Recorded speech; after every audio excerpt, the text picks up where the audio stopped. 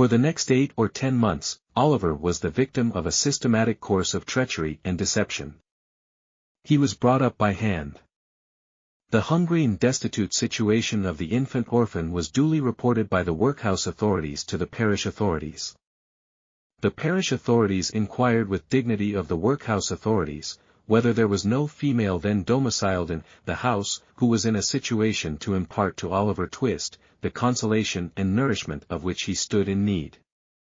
The workhouse authorities replied with humility, that there was not.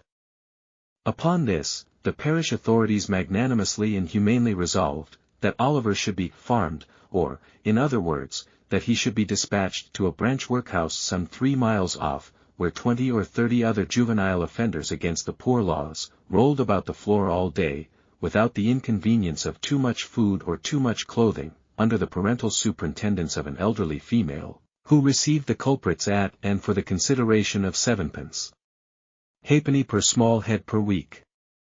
7 halfpenny's worth per week is a good round diet for a child. A great deal may be got for 7 halfpenny, quite enough to overload its stomach, and make it uncomfortable. The elderly female was a woman of wisdom and experience. She knew what was good for children, and she had a very accurate perception of what was good for herself. So, she appropriated the greater part of the weekly stipend to her own use, and consigned the rising parochial generation to even a shorter allowance than was originally provided for them. Thereby finding in the lowest depth a deeper still, and proving herself a very great experimental philosopher.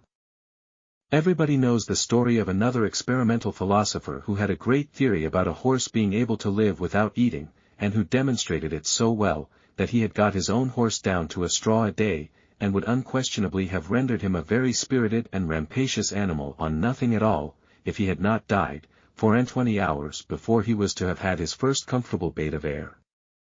Unfortunately for the experimental philosophy of the female to whose protecting care Oliver Twist was delivered over, a similar result usually attended the 13 operation of her system, for at the very moment when the child had contrived to exist upon the smallest possible portion of the weakest possible food, it did perversely happen in 8.5 cases out of 10, either that it sickened from want and cold, or fell into the fire from neglect, or got half smothered by accident, in any one of which cases, the miserable little being was usually summoned into another world, and there gathered to the fathers it had never known in this. Occasionally, when there was some more than usually interesting inquest upon a parish child who had been overlooked in turning up a bedstead, or inadvertently scalded to death when there happened to be a washing, though the latter accident was very scarce, anything approaching to a washing being of rare occurrence in the farm, the jury would take it into their heads to ask troublesome questions, or the parishioners would rebelliously affix their signatures to a remonstrance. But these impertinences were speedily checked by the evidence of the surgeon, and the testimony of the beadle, the former of whom had always opened the body and found nothing inside, which was very probable indeed, and the latter of whom invariably swore whatever the parish wanted, which was very self-devotional. Besides, the board made periodical pilgrimages to the farm, and always sent the beadle the day before, to say they were going. The children were neat and clean to behold, when they went, and what more would the people have? It cannot be expected that this system of farming would produce any very extraordinary or luxuriant crop. Oliver Twist's 9th birthday found him a pale thin child, somewhat diminutive in stature, and decidedly small in circumference. But nature or inheritance had implanted a good sturdy spirit in Oliver's breast. It had had plenty of room to expand, thanks to the spare diet of the establishment, and perhaps to this circumstance may be attributed his having any 9th birthday at all.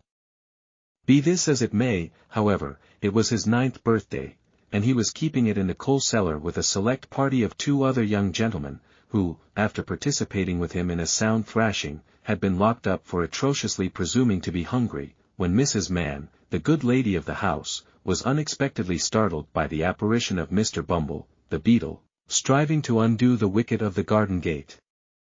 "Goodness gracious! Is that you, Mr. Bumble, sir?" said Mrs. Mann, thrusting her head out of the window in well-affected ecstasies of joy.